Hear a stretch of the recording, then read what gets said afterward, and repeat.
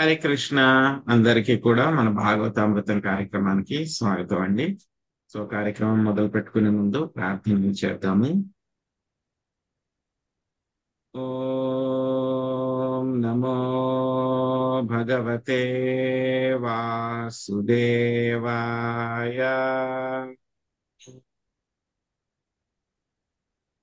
ఓం నమో భగవతే వాసుదేవాయ. ఓం నమో భగవతే వాసుదేవాయ. నమో భగవతే వాసుదేవాయ. ఓం నమో భగవతే నారాయణం వాసుదేవాయ. నమస్కృత్య నరం చైవ నరోత్తమం దేవీం సరస్వతిం వ్యాసం తదో జయముదీరయేత్. శృణ్వతాం స్వకథా కృష్ణ పుణ్యశ్రవణ కీర్తన హృదయంతస్థో హి అభద్రాణి విధునోతి సుహృత్సతాం. నష్టప్రాయేషు అభద్రేషు నిత్యం భాగవత సేవయా భగవతి ఉత్తమ శ్లోకే భక్తిర్భవతి నైష్ఠకే. ఓం అజ్ఞానతిమిరాంధస్య జ్ఞానాంజనాశలాకయా చక్షురున్మిళితం యేన తస్మై శ్రీ గురవే నమః. శ్రీచైతన్యమనోభీష్టం స్థాపితం యేన భూతలే స్వయం రూపా కదా మహ్యం దదాతి స్వపదాంతికం. వందేహం శ్రీగురో శ్రీయుతాపదకమలం శ్రీగురున్ వైష్ణవాంశ్చ శ్రీరూపం సాగ్రజాతం సహగణా రఘునాథాన్వితం తాం సజీవం సాద్వైతం సావధూతం పరిజనా సహితం కృష్ణ చైతన్య దేవం శ్రీరాధా కృష్ణ పాదా సహగణా లలిత శ్రీ విశాఖాన్వితాంశ. హే కృష్ణ కరుణా సింధో దీనబంధో జగత్పతే గోపేశ గోపికా కాంత రాధా కాంత నమోస్తుతే. తప్త కాంచన గౌరాంగీ రాధే వృందావనేశ్వరి వృషభానుసుతే దేవి ప్రణమామి హరిప్రియే. వాంఛాకల్పతరుభ్యశ్చ కృపా సింధుభ్య ఏవ చ పతితానాం పావనేభ్యో వైష్ణవేభ్యో నమో నమః. జయ శ్రీ కృష్ణ చైతన్య ప్రభు నిత్యానంద శ్రీ అద్వైత గదాధర శ్రీవాసాది గౌర భక్త వృంద. హరే కృష్ణ కృష్ణ కృష్ణ హరే హరే హరే రామ రామ రామ హరే హరే.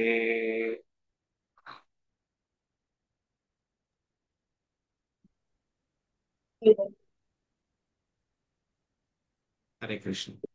సో హరే ఈరోజు కృష్ణ ప్రభుజీ దండ ప్రణామాలు. హరే కృష్ణ దండవత్ ప్రణామాలు అందరికీ. హరే కృష్ణ ప్రభుజీ దండవత్ ప్రణామ్. హరే కృష్ణ. హరే కృష్ణ ప్రభుజీ దండవత్ ప్రణామాలు. హరే కృష్ణ. హరే కృష్ణ ప్రభుజీ దండవత్ ప్రణామాలు.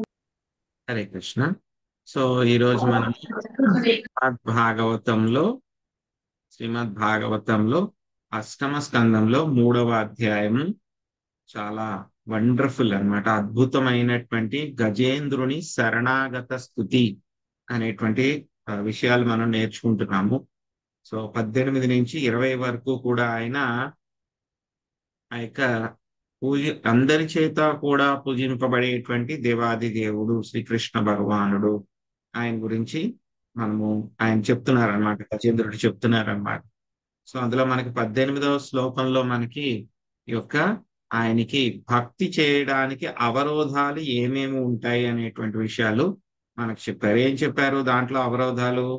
మానసిక కల్పన, గృహము, బంధుమిత్రులు, ధనము, సేవక బృందమునందు అనురక్తులై ఉండెడి మా వంటి వారికి నీవు అతి దుర్లభుడవు. ఆయన ఏం చెప్తున్నారు, గజేంద్రుడు నేను ఆ కేటగిరీలో ఉన్నాను అని చెప్తున్నారు. యాక్చువల్ గా మన అందరం కూడా అదే కేటగిరీలో ఉన్నాం అన్నమాట. సో మానసిక కల్పనలు చేసే కేటగిరీలోకి మనం వెళ్ళం, ఎందుకంటే జ్ఞానులు అవన్నీ కూడా చేస్తూ ఉంటారు. కానీ మనం ఆ కేటగిరీలో లేము. మనం ఏ కేటగిరీలో ఉన్నాము? మన గృహము, బంధుమిత్రులు, ధనము, సేవక బృందము ఇవంటే కనుక మనకి చాలా ఆసక్తి అన్నమాట. ఇవన్నీ ఉన్నటువంటి వాళ్ళకి నువ్వు దొరకవయ్యా. అవన్నీ కూడా ఆసక్తులు ఎవరైతే ఉంటాయో వాళ్ళకి నువ్వు దొరకవు. ఎందుకు దొరకవు నువ్వు అంటే కనుక నీవు త్రిగుణాతీతుడవి, ప్రకృతి త్రిగుణాలకి అతీతంగా ఉన్నటువంటి వాడివి. సో ప్రకృతి క్రియమాణాన్ని గుణై కర్మాణి సర్వశ అహంకార విమూఢాత్మ కర్తాహం ఇది మన్యతే. సో ఏమనుకుంటాడు జీవుడు? ప్రకృతి త్రిగుణాల్లో ఉండి మొత్తం అంతా కూడా నేనే చేస్తున్నాను అని చెప్పని అనుకుంటూ ఉంటాడు జీవుడంతా. కానీ ఎవరు చేస్తున్నారో అంతా కూడాను ప్రకృతి చేస్తోంది అంతా కూడాను. కానీ ప్రకృతి చేస్తూ ఉన్నా సరే మనం ఏమనుకుంటాము? నేనే చేశాను అని చెప్పేసి దానికి వచ్చిన ఏదైతే సక్సెస్ వచ్చింది అనుకోండి, ఏదైనా మనకి విజయం కలిగితే కనుక వెంటనే మనం దాన్ని నేనే చేశాను, నా వల్లే వచ్చింది అనుకుని ఓ ఎగిరి గంతేస్తాం, మన ఎవరు పట్టుకోలేరు ఇంకా. అదే ఏమైనా ఫెయిల్యూర్ వచ్చింది అనుకోండి, నా వల్లే జరిగింది అంతా అని చెప్పేసి మనల్ని మనము సొంతంగా నిందించుకుంటూ ఉంటాం అన్నమాట. కానీ ఏంటంటే ఈ త్రిగుణాలకి అతీతుడైనటువంటి భగవానుడు ఆయన. జ్ఞాననిధి పరమ నియామకుడవు నీవే అని చెప్పేసి చెప్పారనమాట. సో ఆ తర్వాత మళ్ళీను ఎవరైతే కనుక ఇది ఎవరికైతే కనుక అవరోధాలు ఏంటి, భక్తి చేయడానికి అవరోధాలు ఏంటి అనేవి 18వ శ్లోకంలో చెప్పారు. ఇప్పుడు మనకి ఈ యొక్క భక్తి చేసేటువంటి వాళ్ళకి కూడా ఏదో ఒక ప్రేరణ ఉంటుంది, ఏదో ఒకటి ఆశించి చేస్తూ ఉంటారు. అటువంటి వాళ్ళు ఎవరు? వీళ్ళందరూ కూడాను సకామ భక్తులు. సో ఏదో ఒకటి కావాలి అని చెప్పి ఆశించి చేస్తూ ఉంటారు భక్తి అంతా కూడా. అటువంటి వాళ్ళ గురించి మనకి 19వ శ్లోకంలో చెప్తున్నారు. ఆ తర్వాత 20వ శ్లోకంలో ఇంకా శుద్ధ భక్తి గురించి చెప్తారనమాట. అహైతుకి అప్రతిహత యయాత్మ సుప్రసీదతి, దాని గురించి చెప్తారు మనకి. సో 19వ శ్లోకం చూద్దాం. యం ధర్మ కామాబ్ధ విముక్తి కామా భజంత ఇష్టాం గతిమాప్నువంతి కిం చాశిశోరాత్యపి దేహమస్యయం కరోతి వేదః తదయో విముక్తం. జయలక్ష్మి మాతాజీ మీరు అనువాదం చదవండి. భాష్యము ఆ, భాష్యము శాంతకుమారి మాతాజీ. హరే 19వ శ్లోకం. ధర్మార్థ కామమోక్షములందు అభిరుచి కలిగిన వారు దేవాది దేవుని ఆరాధించి తమ వాంఛిత ఫలములను పొందుతారు. అయినచో ఇక ఇతర వరములను గూర్చి తెలుపునదేమున్నది. నిజమునకు కొన్ని మార్లు అతడు అట్టి శ్రద్ధావంతులకు వారికి ఆధ్యాత్మిక దేహమునే ఒసుగును. అమిత కరుణామయుడగు ఆ భగవంతుడు ప్రస్తుత సంకట పరిస్థితి నుండి, లౌకిక జీవన గతి నుండి నన్ను ఉద్ధరించుగాక. హరే కృష్ణ. Thank you. భాష్యం. ఈ భౌతిక జగత్తునందు కొందరు ఆకాములు భౌతిక కోరికల నుండి విడివై ఉన్నారు. కొందరు మరింత భౌతిక లాభను పడవలని అత్యాశపడువారు. మరికొందరు ధర్మార్థ కామములను అంత్యమున మోక్షమును కోరువారు అయ్యిందరు. అకామః సర్వకామో నా మోక్ష కామో దారది త్రివేణి భక్తి యోగేన యతే పురుషం పరం. భాగవతం 2.3.10 మనుషుని స్థితి ఎట్లున్నను అనగా అతడు భౌతిక లాభం కోరుకున్నను, లేదా భౌతిక లాభమునకు అత్యాశ పడినను, లేదా అంత్యమున మోక్షమును కోరినను దేవదేవునికి విషయపూర్వకంగా భక్తియుత సేవను గావించి తాను కోరినది పొందవచ్చునని ఉపదేశించబడినది. శ్రీకృష్ణుడు అంతటి కరుణామయుడు. ఏ యథామా ప్రపద్యంతే తస్మై తాయవ భజామ్యహం అనగా అతడు భక్తునితో పరస్పర వినియమును గావించు. సామాన్య జీవుడు కోరినదేదైనను శ్రీకృష్ణుడు వసచును. హృదయస్థుడై ఉండేది అతడు జీవుడు కోరిన దాన్ని నెరవేర్చును. ఈశ్వరం సర్వభూతానం ఉద్దేశార్జున తిష్టతి బ్రహ్మాయన్ సర్వభూతాని యాంతారూఢాని మాయయా. వచ్చిన పరమపురుషుడు ఎల్లరి హృదయములందు నిరాజమానుడై ఉండి ప్రకృతి నిర్మిత యంత్రముపై ఆసీనుడైనట్లుగానున్న సర్వజీవుల గతులను నిర్దేశించున్నాడు. భగవద్గీత 18.61 నందు తన వాంఛను నెరవేర్చుకున్నట్టుకు వెల్లరకు భగవానుడు అవకాశం వస్తుంది. భక్త ధ్రువుని అంతటి వాడే తన తండ్రి రాజ్యమును కన్నను ఘనమైన రాజ్యం పొందవలని కోరుకున్నాడు. అందువలన అతడు ఆధ్యాత్మిక దేహమును పొందుటకేగాక అట్టి రాజ్యమును కూడా పొందగలిగాను. తన శరణ కమలములను ఆశ్రయించిన వారిని దేవదేవుడు నిరాశపరడు కదా. కనుక గజేంద్రుడు ప్రస్తుత సంఘటన పరిస్థితి నుండి బయటపడటకు పరోక్షముగా చెప్పవలనన్నచో ప్రస్తుత లౌకిక జీవన పరిస్థితి నుండి విడుదల పొందుటకు శరణదొచ్చాను. కనుక ఆ దేవదేవుడు అతని కోరికను ఎందుకు తీర్చకుండును? హరే కృష్ణ. సో ఏం చెప్తున్నారు ఇక్కడ గజేంద్రుడు? సో ఆయన శ్రీకృష్ణ భగవానుడు మనము ధర్మ అర్థ కామ మోక్షము వీటిల్లో ఏది కోరుకున్నా సరే వాటిని అన్నిటినీ కూడా చాలా తేలికగా మనకి ఆయన ఇవ్వగలరు. అలాంటిది ఏదో మనం ఇంకా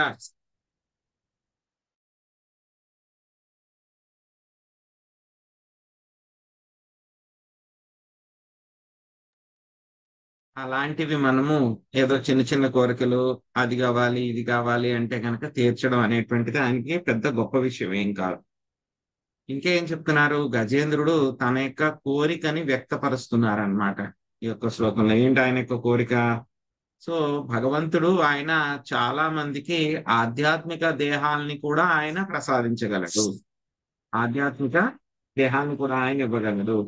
అటువంటి అపరిమితమైనటువంటి కరుణ శక్తి కలిగినటువంటి ఆ యొక్క భగవంతుడు నన్ను ప్రస్తుతం ఉన్నటువంటి యొక్క ఆపద నుంచి, అదే విధంగా ఈ యొక్క భౌతిక ప్రపంచం నుంచి రక్షించి నాకు కూడా ఆ యొక్క ఆధ్యాత్మిక దేహాన్ని ప్రసాదించవలసింది అని చెప్పి గజేంద్రుడు ప్రార్థన చేస్తున్నారన్నమాట. సో ఆయన కావాలంటే గనక అదే విషయాన్ని మనకి భాగవతంలో స్టార్టింగ్ లోనే చెప్పారు, 2వ స్కందంలో 3వ అధ్యాయం. అకామ సర్వకామోవ మోక్ష కామ ఉదారది తీవ్రేణ భక్తి యోగేణ యజేత పురుషంతరం. సో మనకి కోరికలు ఉన్నా కోరికలు లేకపోయినా అసలు మనకి మోక్షం కావాలన్నా ఏం కావాలన్నా సరే ఎవరి దగ్గరికి వెళ్ళాలి? వీళ్ళందరూ కూడా కోరుకున్న వాళ్ళందరూ కూడా ఏంటి, ఎవరైతే కనుక శ్రీకృష్ణ భగవానుడి దగ్గరికి వస్తారో వాళ్ళందరూ కూడా మహాత్ములు.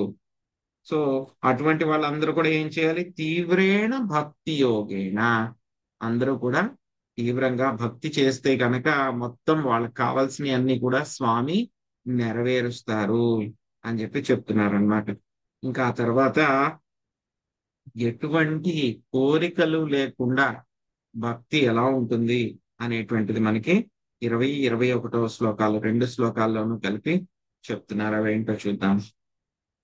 ఏకాంతినో యస్య న కంచనార్థం వాంఛంతి ఏ వై భగవత్ ప్రపన్నా అత్యద్భుతం తచ్చరితం సమంగళం గాయంత ఆనంద సముద్రమగ్నం తమాక్షరం బ్రహ్మ పరం పరేసా మా వ్యక్తమాధ్యాత్మిక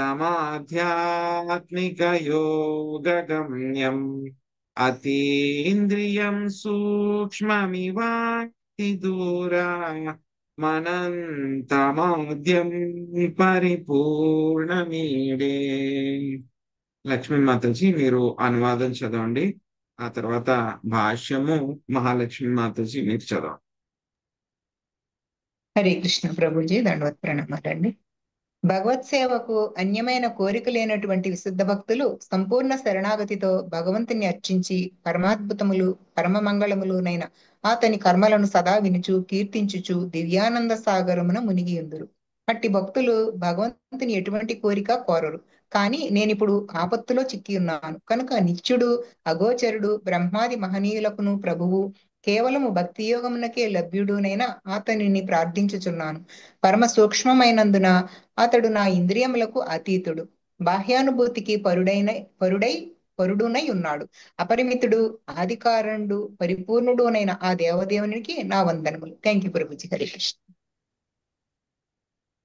హరే కృష్ణ ప్రభుజీ. భాష్యము. ప్రభుపాదుల వారికి జై. భక్తి రసామృత సింధువు 1.1.11 నందు ఇట్లు చెప్పబడినది.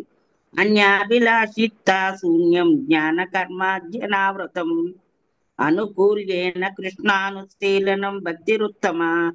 మనుజుడు భౌతిక వాంఛ లేకుండా జ్ఞానకాండ కర్మకాండ రహితముగా దేవదేవుడకు శ్రీకృష్ణునికి దివ్యమగు ప్రేమయుత సేవను అనర్చవలెను. అదే విశుద్ధ భక్తి అనబడును. విశుద్ధ భక్తులకు భగవంతుని కోరవలసింది ఏదీనూ ఉండదు. కానీ గజేంద్రుడు రక్షణకు వేరొక్క మార్గం లేని కారణమున పరిస్థితుల దృష్ట్యా తక్షణ వరదానమును కోరుచున్నాడు. భగవత్కరణ పైననే పూర్తిగా ఆధారపడి ఉండడి విశుద్ధ భక్తుడు అన్యోపాయమును గాక ఒకప్పుడు ఏదేని వరమును అర్థింపవచ్చును.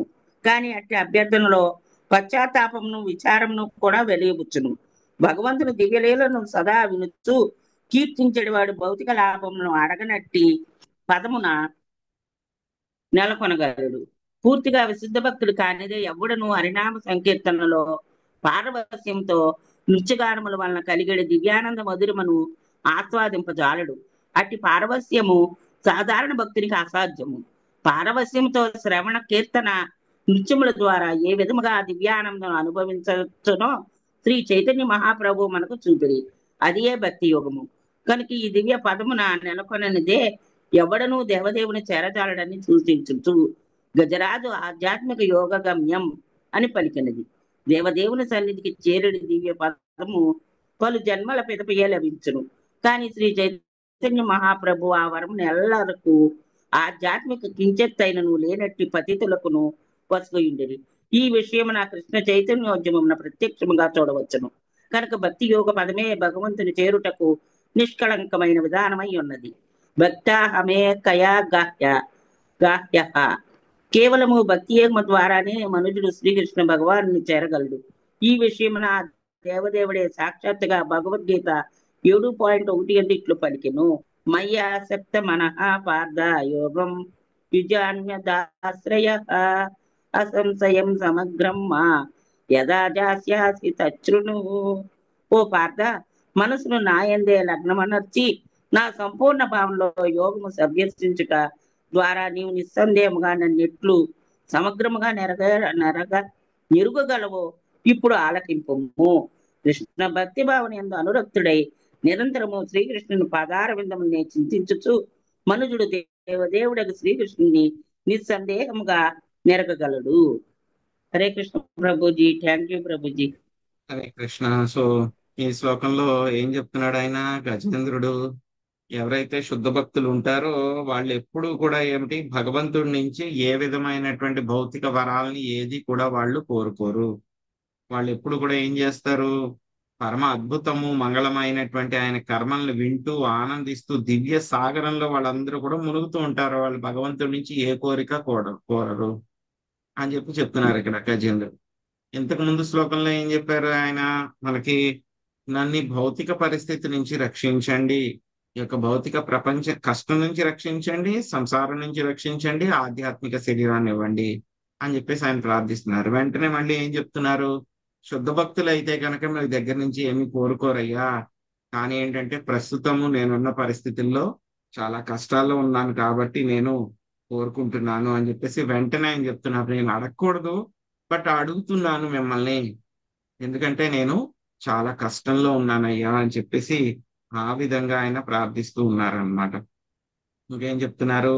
నిత్యుడు అగోచరుడు బ్రహ్మాది మహనీయులకు ప్రభువు కేవలం భక్తి యోగము వలనే లభ్యుడైన అతన్ని నేను ప్రార్థించున్నాను. సో ఎలా అంటే కనుక మాకు భక్తి వైభవ్ క్లాస్ లో లాస్ట్ వీక్ సండే చెప్పారనమాట యాక్చువల్లీ. సో అందులో ఏంటంటే కనుక మన ప్రయత్నం వలన మనం భగవంతుడిని చేరుకోవాలి అంటే కనుక అది జరగనటువంటి పని. కేవలం మన ప్రయత్నం వలన మాత్రమే చెయ్యాలి అని అంటే కనుక జరగడం చాలా కష్టం, అది ఇంపాసిబుల్. చాలా కష్టం అది. కానీ అది జరుగుతుంది. ఎలా జరుగుతుంది అని అంటే కనుక, ఎలా అంటే కనుక మనం ఒక స్టోరీ చెప్పుకున్నాం. మనం ఇదివరకు చాలా మంది తెలిసే ఉంది. పిచ్చుక ఏం చేస్తుంది, తన గుడ్లు తీసుకెళ్లిపోయాడని చెప్పేసి సముద్రుని ఛాలెంజ్ చేస్తుంది. నువ్వు కనుక నా గుడ్లు తిరిగి ఇవ్వకపోతే కనుక నీ నీటిని మొత్తం నేను తీసేసి డ్రై చేసేస్తాను, మొత్తం సముద్రాన్ని అంతా ఎండగట్టేస్తాను అని చెప్తుంది. అందరూ చూసి నవ్వుతారు ఆ పిచ్చుకని చూసి. పిచ్చుక ఏంటి, నువ్వు ఎంత ఉంటాయి. అన్ని పక్షుల్లో కూడా చాలా చిన్నది ఎవరు అంటే కనుక పిచ్చుక అన్న. సో ఆ విధంగా చేస్తున్నప్పుడు అందరూ నవ్వుతారు అనమాట. అయినా సరే ఆ పిచ్చుక ఎవరు నవ్వినా సరే ఏం చేస్తుంది, ఆ ప్రయత్నాన్ని మానదనమాట.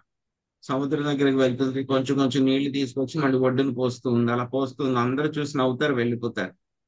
కానీ ఆ విషయం అంతా కూడా మెల్లమెల్లగా ఎవరికి తెలుస్తుంది, హాస్యాస్పదంగా అయినా సరే గరుడాకి తెలుస్తుంది. సో గరుడ ఎవరు, king of the birds. So ఆయనకి వెంటనే తెలిస్తే కనుక ఆ చిన్న పిచ్చుకి ఇలా జరిగిందని చెప్పి గరుడ చూడడానికి వస్తారు. ఆ యొక్క డిటర్మినేషన్ ఏదైతే కనుక దృఢ నిశ్చయాన్ని చూసి ఆశ్చర్యపోతారు. అప్పుడు గరుడ ఏం చేస్తారు, ఆ పిచ్చుకు బదులు ఛాలెంజ్ చేస్తారు అనమాట. ఎక్కడికి, సముద్రుడికి. వెంటనే తీసుకొచ్చి ఇచ్చేసే ఆ పిచ్చుకు గుడ్లు అని చెప్పేసి వెంటనే సముద్రుడు ఏం చేస్తారు, ఆ గుడ్లు తీసుకొచ్చి ఇచ్చేస్తారు. సో అలాగే మనము మన ప్రయత్నం వలన భగవంతుణ్ణి చేరుకోవాలి అంటే గనక అది సేమ్ పిచ్చుక లాంటి ప్రయత్నం మనదంతా కూడా. పిచ్చుక లాంటి ప్రయత్నం. కానీ మనకున్నటువంటి గ్రేస్ ఏంటి అని అంటే కనుక మనకి ఆధ్యాత్మిక గురువు ఉన్నారు, మనకి స్పిరిచువల్ మాస్టర్. సో ఆయన చెప్పినట్లు చేసి దృఢ నిశ్చయంతో కనుక మనం భక్తి చేస్తే కనుక ఆయన మనకి కరుణ ఇప్పిస్తారు. చైతన్య మహాప్రభు మనకి కరుణ ఇప్పిస్తారు. ఆ యొక్క కరుణ వలన మనము భగవంతుణ్ణి చేరుకోగలం. అంతేగాని లేకపోతే మనం చేసే ప్రయత్నం ఎంతండి, చాలా తక్కువ.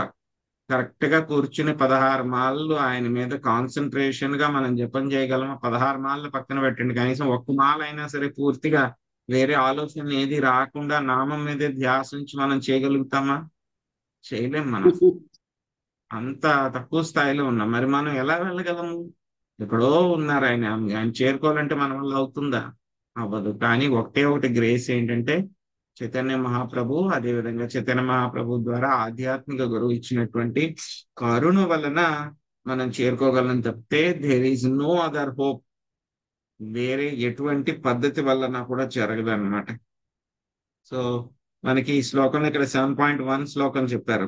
ఆ తర్వాత మళ్ళీ 7.2 శ్లోకంలోనే మనకి చెప్తారు. ఏం చెప్తారు?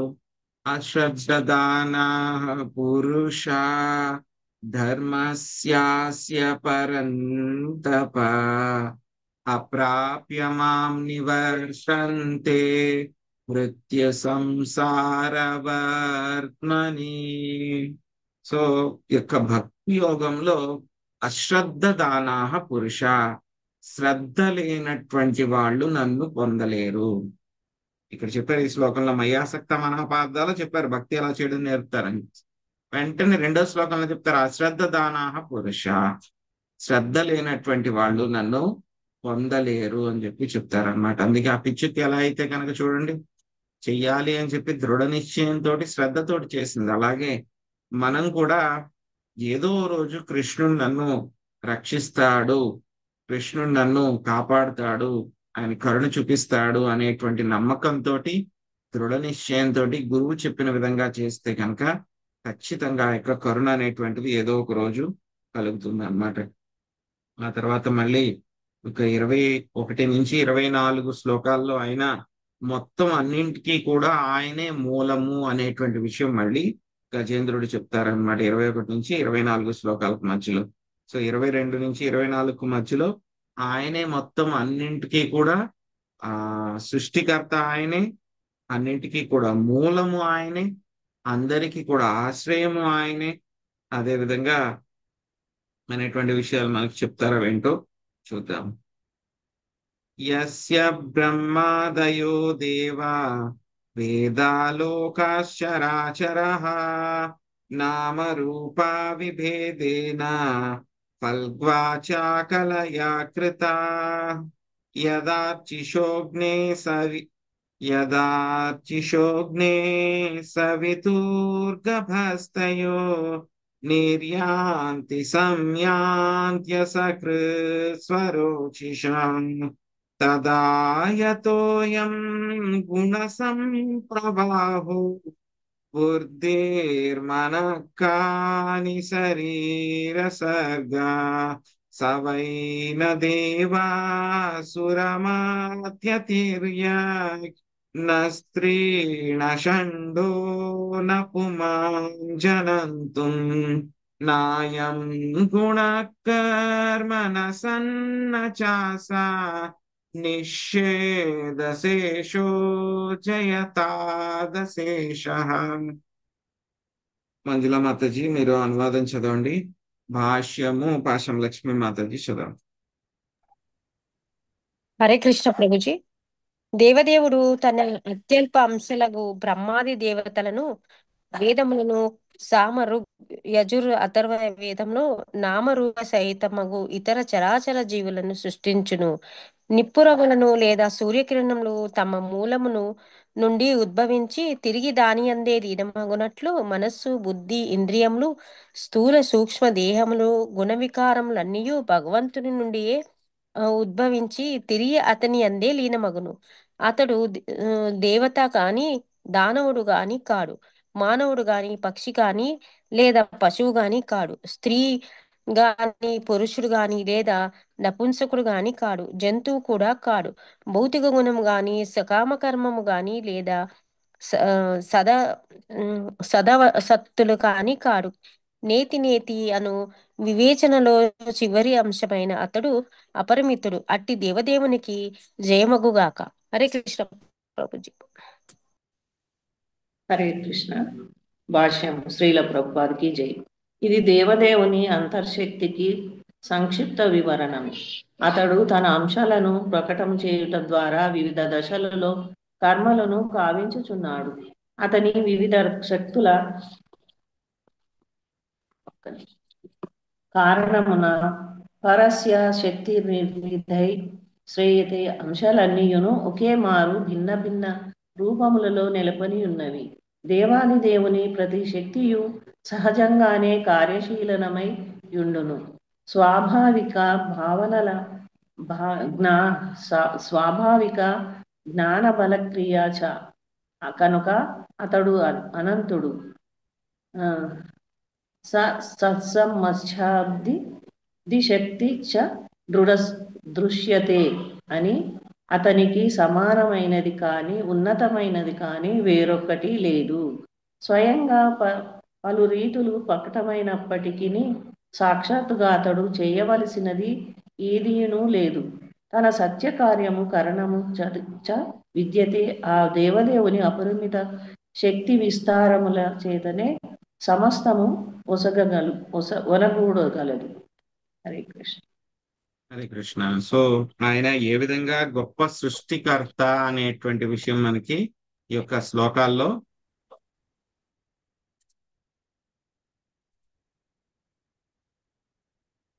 ఆయన ఏ విధంగా గొప్ప సృష్టికర్త అనేటువంటి శ్లోకంలో చెప్తున్నారు అనమాట. సో ఏం చేస్తారు, ఆయన రెండు రకాలుగా ఆయన ఎక్స్పాండ్ అవుతారనమాట. సో ఒక రకంగా ఏ విధంగా ఎక్స్పాండ్ అవుతారు, ఆయన రకరకాలైనటువంటి అవతారాలు, ఆయనకు అవతారాలు కూర్మ, మత్స్య, వరాహ, రామ, నృసింహ, ఆ యొక్క అవతారాలుగా అవన్నీ కూడా ఏమిటి, విష్ణు అవతారాల కింద ఆయన ఎక్స్పాండ్ అవుతారనమాట. సో విస్తరిస్తారు ఆయన.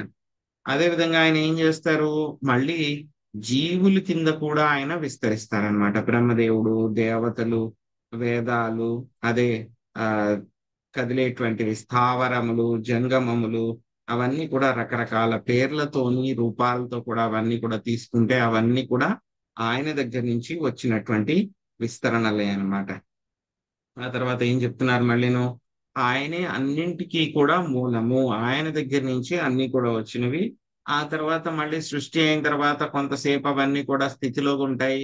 అప్పుడు అంతా జరిగిన తర్వాత మళ్ళీ ఎప్పుడైతే కనుక బ్రహ్మగారికి ఆ యొక్క లైఫ్ టైం అయిపోతుంది, అప్పుడు సంపూర్ణ ప్రళయం వస్తుంది. లేకపోతే కనుక పాక్షిక ప్రళయం వస్తుంది బ్రహ్మగారి యొక్క ఒక రోజు పూర్తయిన తర్వాత. అప్పుడు అవన్నీ కూడా ఎవరిలో మళ్ళీ ఆశ్రయం తీసుకుంటాయి, అవన్నీ కూడాను మొత్తం అన్ని కూడా ఆ యొక్క గర్భోదక సాయి విష్ణువు లేకపోతే కారణోదక సాయి విష్ణువు లోపలికి వెళ్ళి ఆయన దగ్గర నుంచే ఆయన దగ్గరే ఆశ్రయం తీసుకుంటాయి అన్నమాట. అందుకే ఆయన ఏమిటి చాలా అందరికీ కూడా ఆశ్రయం ఆయనే అన్నమాట. ఆ తర్వాత ఇంకేం చెప్తున్నారు ఇక్కడ, ఆయన యొక్క శక్తి ఏ విధంగా ఉంటుంది, ఆయన ఎవరు అనేటువంటి విషయం చెప్తున్నారు అన్నమాట. ఏం చెప్తున్నారు, ఆయన దేవత కాడు, దానవుడు కాదు, మానవుడు కాదు, పక్షి కాని పశువు కాని కాదు, స్త్రీ కాదు, పురుషుడు కాదు, నపుంసకుడు కాదు, జంతువు కాదు, భౌతిక గుణం కాదు, సకామ కర్మ కాదు, సదసత్తులు కాదు, నీతి అనే వివేచనలో చివరి అంశమైన అతడు అపరిమితుడు. ఇవన్నీ కూడా ఏమీ కాదు. సో చాలా మంది ఏం చేస్తారు, యొక్క మూడులు అందరూ కూడా ఏం చేస్తారు, స్వామి వచ్చినప్పుడు వాళ్ళతోటి సమానంగా చూస్తారు. స్వామి అవజానంతి మా మూఢ మానుషిం తనుమాశ్రితం పరం భావమజానంతో మమ భూత మహేశ్వరం. నేను అవతారం తీసుకునే యొక్క భౌతిక ప్రపంచంలోకి వచ్చినప్పుడు ఏం చేస్తారు, యొక్క మూడులందరూ కూడా నన్ను సామాన్యుడి కింద భౌతిక ప్రకృతిలో వాళ్ళలాగా పుట్టిన వాళ్ళ కింద వాళ్ళు చూస్తూ ఉంటారు. వాళ్ళకి తెలియదు, ఏమని తెలియదు వాళ్ళకి, మమ భూత మహేశ్వరం, నేను మొత్తం జీవులందరికీ కూడా పరమ నియామకుడని అనేటువంటి విషయం వాళ్ళకి తెలియదు అని చెప్తున్నారు. అదే విషయాన్ని ఇక్కడ గజేంద్రుడు కూడా చెప్తున్నారు. ఆయన దేవత కాదు, జంతువు కాదు, పశువు కాదు, మానవుడు కాదు, స్త్రీ కాదు, పురుషుడు కాదు, ఆయన ఎటువంటి భౌతిక తత్వాలు లేవు, ఎటువంటి కర్మలు కూడా ఆయన అంటుకోవు. సో ఏదైతే కనుక వ్యక్తం అవుతుంది అటువంటివి కాదు, అవ్యక్తము కాదు, మొత్తం అన్ని కూడా ఆయనే. సో ఆ తర్వాత ఇంకేమిటి, చాలా మంది ఏం చేస్తారు, ఇక జ్ఞానులు ఇది కాదు, ఇది కాదు, ఇది కాదు, ఇది కాదు అని చెప్పేసి అన్నిటిని కూడా రిజెక్ట్ చేస్తూ ఉంటారు. రిజెక్ట్ చేస్తూ వెళ్ళిన తర్వాత చివరికి వాళ్ళు తెలుసుకుంటారు, ఏదైతే కనుక చివరి అంశం లాస్ట్ టాపిక్ ఏదైతే ఉందో అపరిమితుడైనటువంటి దేవాది దేవుడు, సో ఆయనే అనేటువంటి విషయాన్ని వాళ్ళు తెలుసుకుంటారనమాట. సో ఆ తర్వాత మళ్ళీ మనకి 25 నుంచి 29వ శ్లోకం వరకు కూడా ఆయనే అందరికీ కూడా పరమ నియామకుడు, అందరినీ నియంత్రించేటువంటి వాడు అని చెప్తారు. అవేంటో చూద్దాం. సో ఆయన 25వ శ్లోకంలో ఈ యొక్క మనమందరం కూడా ఎందులో ఉన్నాము, ఈ యొక్క మాయలో ఉన్నాము, అజ్ఞానంలో ఉన్నాము. ఈ యొక్క అజ్ఞానం నుంచి బయటపడాలంటే కనుక ఎలా బయటపడగలుగుతాము, సో ఏ విధంగా ఆయన భగవంతుడు శ్రీకృష్ణ భగవానుడు మనల్ని అజ్ఞానంలోంచి ఎలా బయటపడేస్తారు అనేటువంటి విషయము మనకి 25వ శ్లోకంలో చెప్తున్నారు. జిజీవిషేనాహమిహాయుమా ముయా కిం అంతర్బహిశ్చావృతయే భయోన్యా ఇచ్ఛామి కాలేన యస్య విప్లవా తస్యాత్మలోకావరణస్య మోక్షం. సుబ్రహ్మణ్య ప్రభుజీ మీరు అనువాదం చదవండి, ఆ తర్వాత భాష్యము శ్రీదేవి మాత చదవండి. హరే కృష్ణ ప్రభుజీ. ముసలి బారి నుండి బయటపడిన తర్వాత నేనిక ఎంత మాత్రము జీవింపగోరను. అంతర్బాహ్యములలో అజ్ఞానముచే కప్పబడినట్టి ఈ గజదేహముతో ఏమి ప్రయోజనము కలదు? కేవలము అజ్ఞానావరణము నుండి మోక్షమునే నేను కోరుచున్నాను. అట్టి ఆవరణము కాల ప్రభావముచే నశించున్నది కాదు. హరే కృష్ణ ప్రభుజీ. భాష్యం. ఈ భౌతిక జగత్తులో ప్రతి జీవుడు అజ్ఞానాంధకారముచే కప్పబడి ఉన్నాడు కనుక మనుజుడు గురుదేవుని ద్వారా దేవదేవుని సన్నిధికి చేరవలెనని వేదములు ఆదేశించుచున్నవి. అట్టి గురుదేవుని స్థితి గౌతమి యంత్రములో ఇట్లు వసగబడినది. ఓం అజ్ఞాన తిమిరాంధస్య జ్ఞానాంజన శలాకయా చక్ష్మన్మిళితం యేన తస్మై శ్రీ గురువే నమః. అజ్ఞానాంధకారము వలన దృష్టి కోల్పోయిన నాకు జ్ఞానజ్యోతిచే నేత్రోదయము కావించిన గురుదేవునికి నా వందనములు. ఈ భౌతిక జగత్తునందు జీవన సంఘర్షణ కావించినప్పటికీ శాశ్వతముగా జీవించుటకు ఎవరికైనాను అసాధ్యమే. కాని అట్టి జీవన సంఘర్షణ కేవలము అజ్ఞానము వలననే కలుగుచున్నదని ప్రతి ఒక్కడూ తెలుసుకొనవలెను. ఏలయనగా నిజమునకు జీవుడు దేవదేవుని శాశ్వత అంశము. గజముగా లేదా మనిషిగా, అమెరికా దేశస్థునిగా లేదా భారతీయునిగా జీవించవలసిన అవసరము జీవునికి లేదు. జన్మ మృత్యు వలయము నుండి విడుదలనే ప్రతి ఒక్కడూ కోరుకొనవలెను. ప్రకృతి వసగిన ప్రతి జన్మము సుఖమయమే, ఆనందమయమేనని మనము అజ్ఞాన వశమున తలతుము. కానీ ఈ భౌతిక జగత్తు నందలి పతిత జీవనములో పిపిలికాది బ్రహ్మ పర్యంతము ఎవ్వడునూ నిజమునకు సుఖముగా లేడు. సుఖమయ జీవనమునకు మనము ఎన్నో యోచనలు చేయుచుందుము. కానీ ఈ భౌతిక జగత్తులో ఎట్టి సుఖము లేదు. అయినను ఏ జన్మలోనైనను శాశ్వతముగా ఉండిపోవుటకే మనము యత్నించుచుందుము. హరే కృష్ణ. హరే కృష్ణ. ఇంకా ఇక్కడ గజేంద్రుడు చెప్తున్నారు, ఇక నేను ఈ ముసలి బారి నుంచి బయటపడిన తర్వాత ఇంక నేను జీవించాలి అని కోరుకోవట్లేదు. ఆయన నుంచి జస్ట్ ఏదో ముసలి దగ్గర నుంచి నన్ను కాపాడేస్తే చాలు, నేను మళ్ళీ వెళ్ళిపోయి నా భార్య పిల్లలు వీళ్ళందరూ ఉన్నారు కదా వాళ్ళతో నేను ఎంజాయ్ చేసుకుందాము అని చెప్పని అనుకోవట్లేదు గజేంద్రుడు. ఆయన సో ఆయన ఆ ముసలి అటాక్ చేయకముందు అటువంటి చైతన్యంలో ఉన్నారు ఆయన. కానీ ఎప్పుడైతే కనుక 1000 సంవత్సరాలు ఆయన ఆ ఫైట్ జరుగుతూ ఉన్నప్పుడు అందరూ కూడా వదిలిపెట్టి ఆయన వెళ్ళిపోయారు, ఈయన పని అయిపోయింది ఇంకా అని చెప్పి వదిలిపెట్టి వెళ్ళిపోయారు, ఇంకా అయిపోతుంది ఇతను చనిపోతాడని చెప్పి అందరూ కూడా హోప్ వదిలేసుకున్నారు. ఇంకా అటువంటి వాళ్ళందరూ కూడా వదిలిపెట్టి వెళ్ళిపోయారు ఆయన్ని. కొంతమంది ఉన్నారు కానీ బట్ వాళ్ళు కూడా ఏం చేయలేకపోతున్నారు. సో అందుకని గజేంద్రుడు ఏమంటున్నాడు, ఈ యొక్క ముసలి బారి నుంచి నన్ను రక్షించండి, నేను గొప్ప భక్తుడిని కాదు, ఇలా అడగకూడదు మిమ్మల్ని, అయినా సరే అడుగుతున్నాను. శుద్ధ భక్తులు అయితే కనుక మీ దగ్గర నుంచి ఏమీ ఆశించరు, కానీ నేను అడుగుతున్నాను అని చెప్పారు. ఆ తర్వాత ఇంకేం చెప్తున్నారు, ముసలి బారి నుంచి రక్షించిన తర్వాత నేను ఇంకా జీవించాలి అని అనుకోవట్లేదు. ఇంకా ఆ యొక్క అజ్ఞానాంధకారంలో ఉండేటువంటి ఏనుగు శరీరంతో నాకు ఏమి ప్రయోజనం కలుగుతుంది? యాక్చువల్గా ఏనుగు ఏంటంటే కనుక డల్ హెడెడ్ అన్నమాట, చాలా మందబుద్ధి ఉంటుంది అనమాట. ఏనుగుకి శరీరం అయితే కనుక చాలా పెద్దగా ఉంటుంది కానీ బట్ దానికి బుద్ధి మైండ్ కి అంత చురుగ్గా ఉండదు అనమాట ఏనుగుకి. సో అందుకని అటువంటి మందబుద్ధి కలిగినటువంటి ఏనుగు శరీరంతో నాకు ఏముంటుంది? నేను పూర్తిగా అజ్ఞానంలో ఉన్నాను, ఈ అజ్ఞానం నుంచి బయటపడి నేను మోక్షాన్ని కోరుకుంటున్నాను. సో అప్పుడు ఏమవుతుంది, కాల ప్రభావం కూడా పూర్తిగా పోతుంది అని చెప్పేసి ఇక్కడ గజేంద్రుడు ప్రార్థన చేస్తూ ఉన్నారనమాట. సోహం సోహం విశ్వసృజం విశ్వం విశ్వవేదసం విశ్వాత్మానమజం బ్రహ్మ ప్రణతోస్మి పరం పదం. సుబ్బారత్నం మాతాజీ మీరు అనువాదం చదవండి, తర్వాత ఆ భాష్యము భవానీ మాతాజీ మీరు భాషించండి.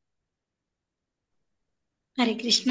విశ్వ సృష్టికర్త స్వయముగా విశ్వరూపుడు, విశ్వమునకు పరమైన వాడు నగు పరమ పురుషునికి భౌతిక జీవితం నుండి పూర్తిగా విముక్తిని గోరుచు ఇప్పుడు వందనములు కావించుచున్నాను. ఈ విశ్వమునకు పరమజ్ఞాత విశ్వాత్ముడు, ఆతడే అజుడు, పరమ పదమైన వాడు నగు ఆతనికి నా నమస్సులు. హరే కృష్ణ. భాష్యము. కృష్ణ భక్తి భావనము ప్రచారము కావించినప్పుడు ఒక్కొక్కప్పుడు జనులు కృష్ణుడు ఎక్కడ ఉన్నాడు, అతనిని మాకు చూపించగలరా అని వాదించుచుందురు.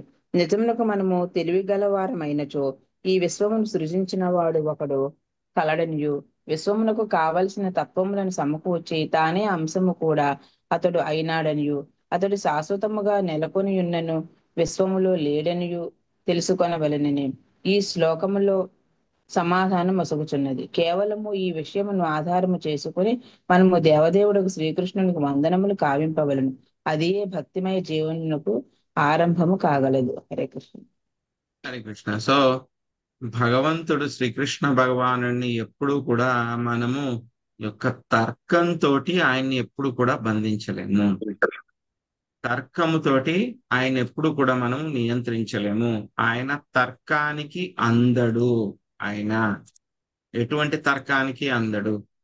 సో మనకి ఉపనిషత్తులో కూడా వస్తుంది అనమాట, సో ఎలా వస్తుంది అంటే కనుక ఆయన ఎక్కడో చాలా దూరంగా ఉన్నాడు, కానీ మనకి చాలా దగ్గరగా ఉన్నాడు ఆయన. ఉం? ఆయన అందరికంటే కూడా చాలా పెద్దగా పెద్దగా ఉంటాడు ఆయన, కానీ ఆయన కావాలంటే కనుక చాలా చిన్నగా కూడా ఉంటాడు. ఉం? సో ఇలాంటివన్నీ చెప్తారు. మామూలుగా ఎవరికైనా వేరే వాళ్ళకి చెప్పామనుకోండి నవ్వుతారనమాట. ఎలా జరుగుతుంది?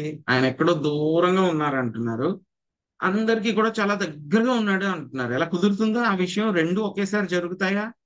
జరగవు.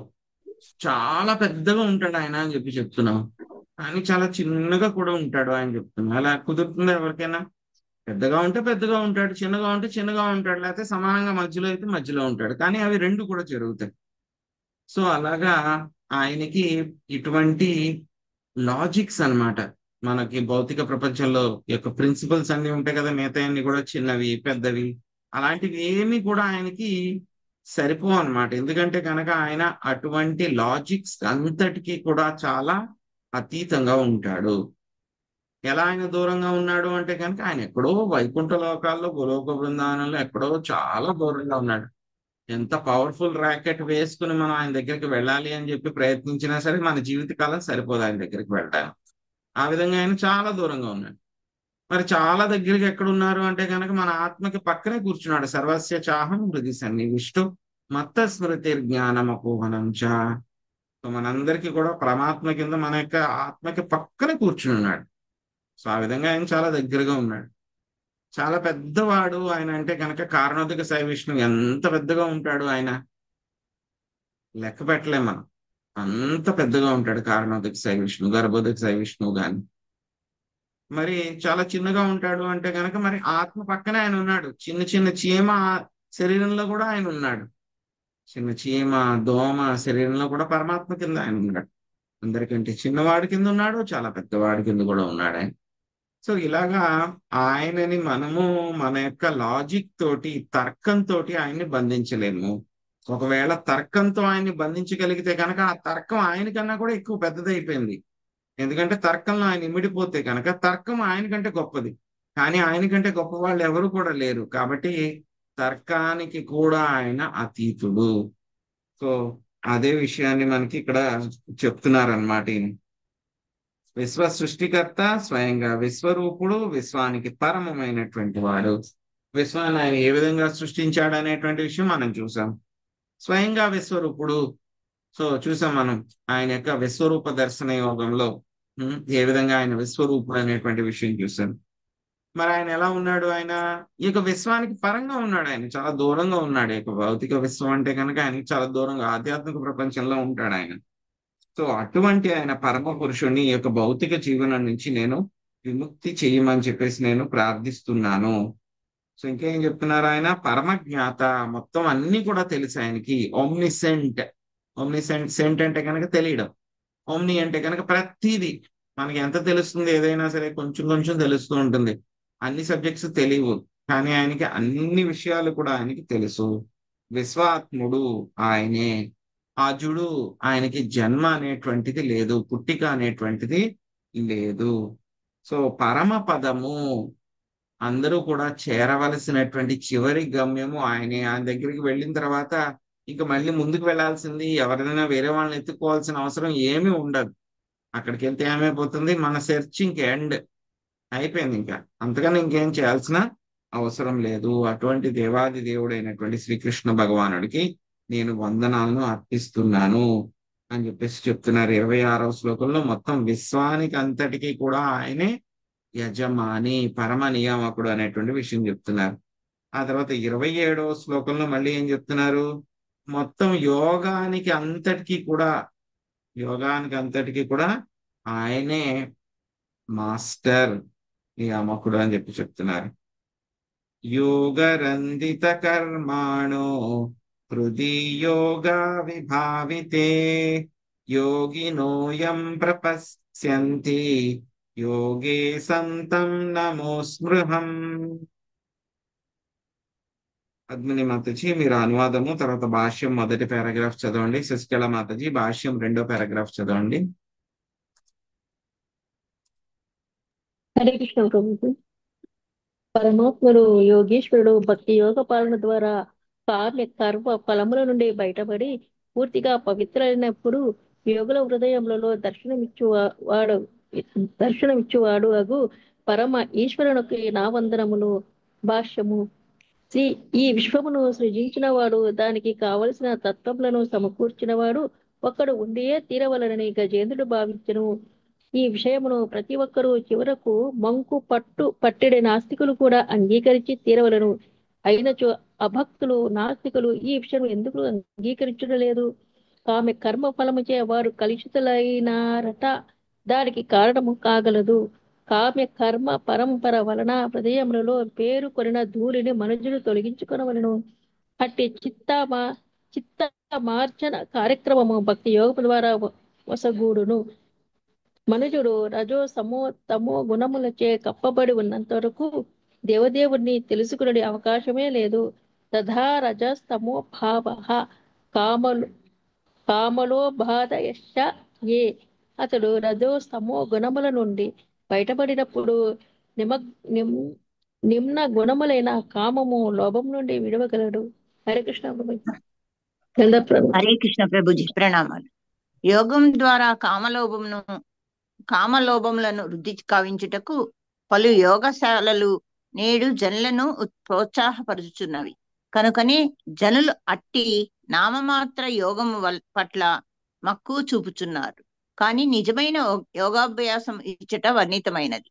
ధ్యానావస్థిత తద్గతేన మనసా పశ్యంతి యం యోగినా అని శ్రీమద్ భాగవతం 12.13.1 నందు ప్రామాణికంగా తెలుపబడినట్లు శ్రీకృష్ణ భగవాన్ని చరణ కమలములను నిరంతరం ధ్యానించువాడే యోగి. ఈ విషయం బ్రహ్మ సంహిత 5.38 ఎందును ధృవపరుపబడినది.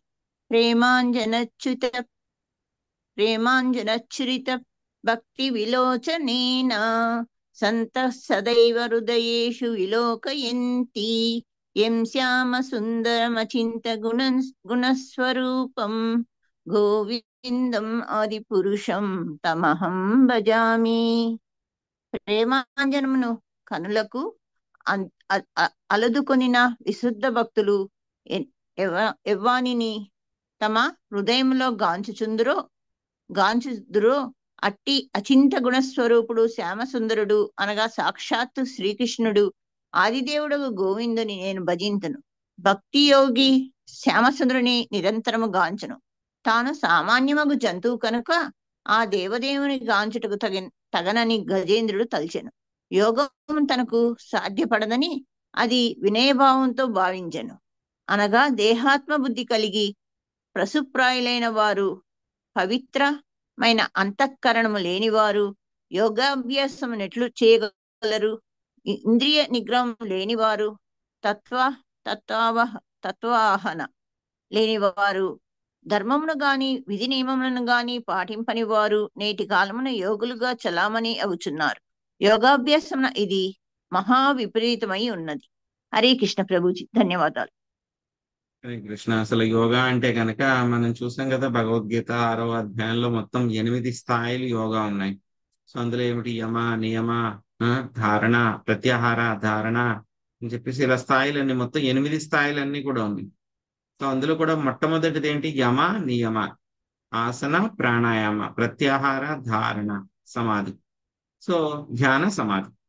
సో దీంట్లో మనకి మొట్టమొదటి ఏంటి? యమ, నియమ. ఈ రెండు ఏమిటి? చేయవలసినవి, చేయకూడనటువంటివి. ఆ రెండు కూడా ముందు నేర్చుకోవాలి.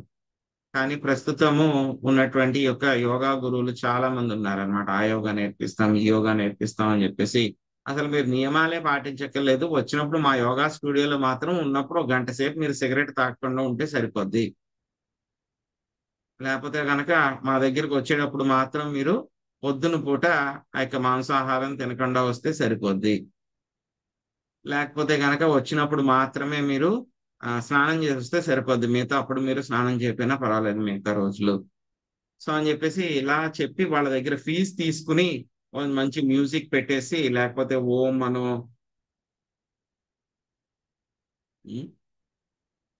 ఓం అని చెప్పేసి ఏదో ఒక మ్యూజిక్ పెట్టేసి మీరు అందరు కూర్చుని ఏ పనులైనా చేయొచ్చు, ఏదైనా చేయొచ్చు అని చెప్పేసి చెప్పేటువంటి దొంగ యోగులు చాలా మంది ఉన్నారు. సో అటువంటి వాళ్ళ దగ్గర మనము మోసపోకూడదు. అటువంటి వాళ్ళ దగ్గర మనం వాళ్ళు చెప్పినట్లు చేస్తే కనుక మనకి ఎటువంటి ప్రయోజనం కూడా ఉండదు. సో ఎందుకు ఉండదు అని చెప్తున్నారు అని అంటే కనుక ఇక్కడ పరమాత్ముడు అందరి హృదయాల్లో ఉన్నటువంటి వాడు, అందరి యోగేశ్వరుడు, మొత్తం యోగా పర్ఫెక్ట్ గా తెలుసుకున్నది ఎవరు? ఆయన. ఆ తర్వాత భక్తి యోగ పాలన ద్వారా సర్వ కర్మ ఫలము నుండి పూర్తిగా పవిత్రులైన యోగుల హృదయాలకి దర్శనమిస్తాడు ఆయన. సో అన్యాభిలాషత శూన్యం శ్లోకంలో చెప్పుకున్న కదా మనం, జ్ఞాన కర్మాది అనావృతం. జ్ఞాన కర్మ అనేటువంటివన్నిటి నుంచి కూడా బయటపడి ఎవరైతే కనుక సంపూర్ణంగా యోగంలో భగవంతుడితో వాళ్ళు కనెక్ట్ అవుతారో అటువంటి వాళ్ళకి ఆయన వాళ్ళ యొక్క హృదయాల్లో దర్శనమిస్తాడు. అంతేగాని ఇక్కడ చెప్పినట్లు రూల్స్ ఏం పాటించక్కర్లేదు, ఎప్పుడో బుద్ధి పుట్టినప్పుడు చేయొచ్చు, టైం అది ఏమీ లేదు, అర్ధరాత్రి పూట చేయొచ్చు అని చెప్పి ఇలా చేసేటువంటి వాళ్ళందరినీ కూడా ఆయనకి దొరకడు. అటువంటి వాళ్ళందరికీ కూడా చాలా దుర్లభుడు. ఆ తర్వాత మళ్ళీ 28వ శ్లోకంలో మనకి ఆయనకి మనము ఆలోచించడానికి ఎప్పటికీ కూడా పూర్తిగా ఆలోచించడానికి మనకు అవరోధాలు ఏమిటి అనేటువంటి విషయం చెప్తున్నారు. నమో నమస్తుభ్యమసాహ్య వేగ శక్తి త్రయాయ కిలధి గుణాయ ప్రపన్న పాలాయ దురంత శక్తయే కదింద్రియాణ అనవాప్యవర్త్మనే. లక్ష్మీ శ్రీనివాసులు మాతాజీ మీరు అనువాదం చదవండి, తర్వాత భాష్యము వాసవి మాతాజీ చదవండి. హరే కృష్ణ ప్రభుజీ. దేవ మహోగ్ర వేగం కలిగిన శక్తిత్రయమునకు నీవు నియామకుడవు. సర్వేంద్రియ సుఖనిధిగను శరణాగత జీవులకు రక్షకునిగను నీవు అవతరింతువు. అపరిమిత శక్తి సంపన్నుడవగు నీవు ఇంద్రియ నిగ్రహము లేని వారికి అలభ్యుడవు. అట్టి నీకు మరల మరల నమస్కరించుతున్నాను. హరే కృష్ణ. హరే కృష్ణ ప్రభుజీ. భాష్యము శ్రీల ప్రభుపాదికి జై. రాగము, లోభము, కామం అనేది 3 ప్రబల వేగములు మనుజుడు శ్రీకృష్ణ పాదార విందములను ధ్యానించకుండగా అడ్డుపడుచుండును. భగవానుడు అభక్తులకు నాస్తికులకు తెలియబడగోరనందున ఈ వేగములు పనిచేయుచుండును. కానీ మనుజుడు భగవచ్చారణ విందములకు శరణుజొచ్చినప్పుడు అట్టి అవరోధములు తొలగిపోయి దేవదేవుడు అనుభూతమగును. కనుక భగవానుడు శరణాగత జీవునికి రక్షకుడై ఉన్నాడు. భగవచ్చారణ విందములకు శరణుజొచ్చినంత వరకు ఎవ్వడునూ భక్తుడు కాజాలడు. భగవానుడు శరణాగత జీవునికి భగవద్ధామమును చేరునట్లుగా అంతరం నుండి బుద్ధియోగమును ఒసగను. Hare Krishna Prabhuji. Thank you Prabhuji. Hare Krishna. So ఇక్కడ చెప్తున్నారు ఎందుకు మనం భగవంతుని చేరుకోలేకపోతున్నాము, అవరోధాలు ఏమిటి అంటే కనుక ముఖ్యంగా 3 అవరోధాలు ఉంటాయని చెప్పి చెప్తున్నారు. ఏమిటవి? రాగము, లోభము, కామము. ఈ 3 కూడా చాలా ప్రబలమైనటువంటి వేగాలన్నమాట. అవి మనకి శ్రీకృష్ణుడి యొక్క పాద పద్మాల దగ్గరికి వెళ్ళడానికి అడ్డుపడుతూ ఉంటాయి, పదే పదే అడ్డుపడుతూ ఉంటాయి అన్నమాట. సో ఎప్పుడైతే కనుక మరి అడ్డుపడుతూ ఉంటాయి కదా అని చెప్పేసి పోనీ పూర్తిగా తగ్గినప్పుడు నేనప్పుడు భగవంతుడి గురించి ఆలోచిద్దాంలే, అప్పుడు చేద్దాము అని అనుకుంటే కనుక కుదురుతుందా? ఎప్పుడైనా వదిలిపెడతాయి? వాటంతటవి వదిలిపెట్టవు. వాటంతటవి వదిలిపెట్టే అవకాశం లేదు. ఈ జన్మ కాదు, ఎన్ని జన్మలు తీసుకున్నా సరే ఖచ్చితంగా మన కూడానే వస్తూనే ఉంటాయి. మరి ఎలా పోతాయి ఇవి అంటే కనుక మనము భగవంతుడి యొక్క పాద పద్మాల్ని ఆశ్రయిస్తే కనుక ఎవరు కూడా భక్తులు కారు. భక్తులు కాకపోతే కనుక ఎవరు కూడా ఈ 3 విషయాలు రాగము, లోభము, కామము అనేటువంటి 3 విషయాల నుంచి ఎవరు కూడా బయటపడలేరు. సో కాబట్టి ఏం చేయాలి? శరణాగత జీవుడు స్వామి ఏం చేస్తారు మనకి భగవద్గీతలో చతుశ్లోకి భగవద్గీతలో కూడా చెప్పారు. మనకి ఏం చెప్పారు? సో ఎవరైతే కనుక నా యొక్క శుద్ధ భక్తులు ఉంటారో, ఎప్పుడు కూడా నిరంతరం నా గురించి ఆలోచిస్తూ ఉంటారో వాళ్ళకి ఏం చేస్తారంటే ఆయన వాళ్ళ యొక్క హృదయాల్లో నివసిస్తూ వాళ్ళ అజ్ఞానం ఏదైతే ఉందో వాళ్ళ యొక్క హృదయాల్లో ఉందో ఆ అజ్ఞానాన్ని అంతా కూడా నేను నాశనం చేసి ఏం చేస్తాను, వాళ్ళు నా దగ్గరికి ఎలాగ రావాలి అనేటువంటి జ్ఞానాన్ని కూడా వాళ్ళకి మార్గాన్ని కూడా నేను చూపిస్తాను అని చెప్పి చెప్తున్నారు అన్నమాట. సో అదే విషయాన్ని ఇక్కడ మనకి గజేంద్రుడు చెప్తున్నారు. ఇక 3 అవరోధాలు కూడా అడ్డంగా ఉంటాయి, రాగము, లోభము, కామం అనేటువంటివి. సో కానీ ఏంటి, ఎవరైతే కనుక ఇంద్రియ నిగ్రహాన్ని పెంపొందించుకుంటారో అటువంటి వాళ్ళకి నీవు దొరుకుతావయ్యా అని చెప్పి చెప్తున్నారు. సో ఆ తర్వాత 29వ శ్లోకంలో జీవుడి యొక్క అజ్ఞానము, మాయ ప్రభావం వలన జీవుడి యొక్క అజ్ఞానం ఏ విధంగా ఉంటుందని చెప్తున్నారు. నాయం వేద స్వమాత్మానం యత్యహందియాహతం తం దురత్యయమాహత్మ్యం భగవంతమితో స్పృహం. మంజుల మాతాజీ మీరు అనువాదము తర్వాత భాష్యంలో మీరు ఈ మాయ దాటుట అతి కఠినమైనది వరకు చదవండి. లక్ష్మీ నాగేశ్వరి మాతాజీ మీరు మిగతా పోర్షన్ చదవండి. మీరు బ్రహ్మభూత స్థితికి చేరగలడు వరకు చదవండి. పార్వతి మాతాజీ బ్రహ్మభూత ప్రసన్నాత్మ నుంచి చివరి వరకు చదవండి.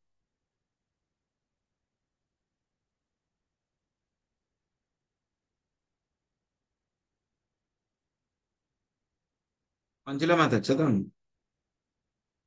యవ్వాని దగ్గర నుంచి అతి కఠినమైనది వరకు 29వ శ్లోకం. హరే కృష్ణ ప్రభుజీ. యవ్వాని మాయచే భగవద్వంశయైన జీవుడు దేహాత్మ బుద్ధిచే నిజస్వరూపమును మరచును. అటు దేవదేవునికి వందనములు.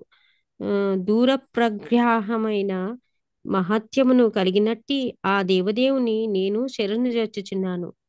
అంతవరకే ప్రభుజీ. తర్వాత కూడా చదవండి. భాషల్లో అతి కఠినమైనది వరకు, మాయను దాటుట అతి కఠినమైనది వరకు. ఓకే ప్రభుజీ. భాష్యము. భగవద్గీత యందు తెలుపబడినట్లు ప్రతి జీవుడు అనగా మానవుడు, దేవత, పశు, పక్షి, తేనెటీగ లేదా ఇంకేదైనాను దేవదేవుని అంశమే. భగవంతుడు జీవుడు తండ్రి తనయుల వలె సన్నిహిత సంబంధమును కలిగి ఉన్నారు. కానీ భౌతిక సంపర్కము వలన జీవుడు దౌర్భాగ్యవశమున దీనిని మరచి తన యోచనను అనుసరించి స్వాతంత్రముగా ఈ భౌతిక జగత్తును భోగింపగోరును. ఈ మాయను దాటుట అతి కఠినమైనది. జీవుడు భగవంతుని మరచి ఈ భౌతిక జగత్తును భోగించడని యోచనను చేసేడి కారణంన మాయ అతనిని కప్పివేయుచున్నది. హరే కృష్ణ ప్రభుజీ. హరే కృష్ణ. ఈ కల్మషము కొనసాగినంత వరకు బద్ధజీవుడు తన స్వరూపమును తెలుసుకున్న జాలక జన్మ జన్మాంతరములు మాయలోనే ఉండిపోవును. అతో గృహ క్షేత్ర సుతాత్మ వితేయనస్య మోహోయం అహం మమేతి. భాగవతం 5.28 తన నిజస్థితిని ఎరుగగలిగినంతగా జీవుడు జ్ఞానపూర్ణుడు కానంత వరకు లౌకిక జీవమునకు, ఇంటికి, దేహమునకు, క్షేత్రమునకు, సంగమునకు, పుత్రులకు, కుటుంబమునకు, జాతి, ధనమునకు ఆకర్షితుడగుచుండును. వీటన్నిటి చేత కప్పబడిన వాడే అతడు. ఈ దేహమే నేను, ఈ దేహమును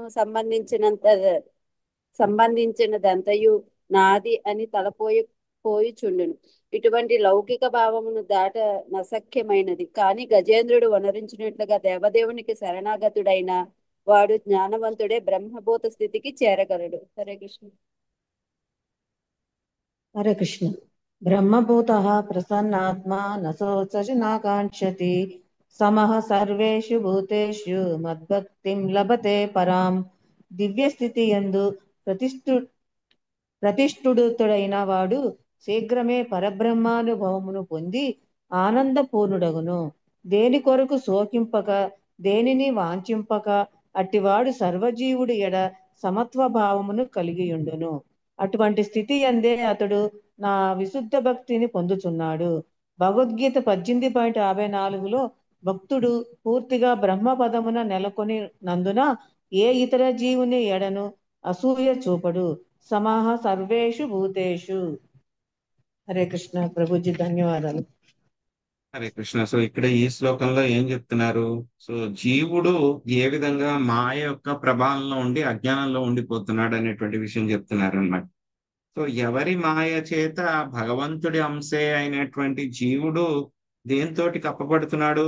దేహాత్మ భావన యొక్క శరీరాన్ని నేనే అనేటువంటి భావనతోటి ఉండి ఆ యొక్క అజ్ఞానం వలన, ఆ యొక్క అహంకారం వలన ఏమవుతుంది?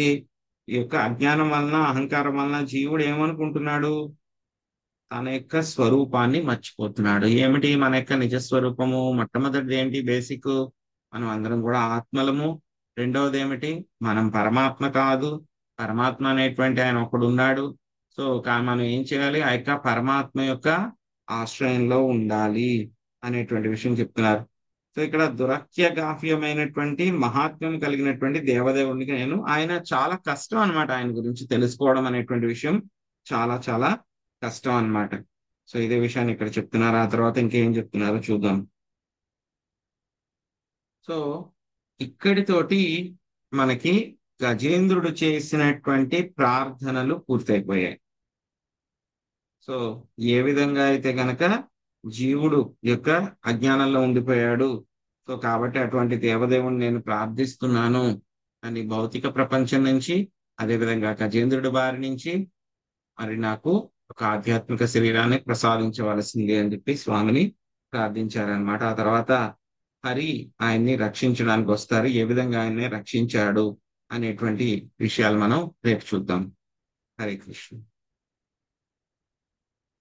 హరే కృష్ణ ప్రభుజీ. ప్రభుజీ ధన్యవాదాలండి, దండవత్ ప్రణామాలు.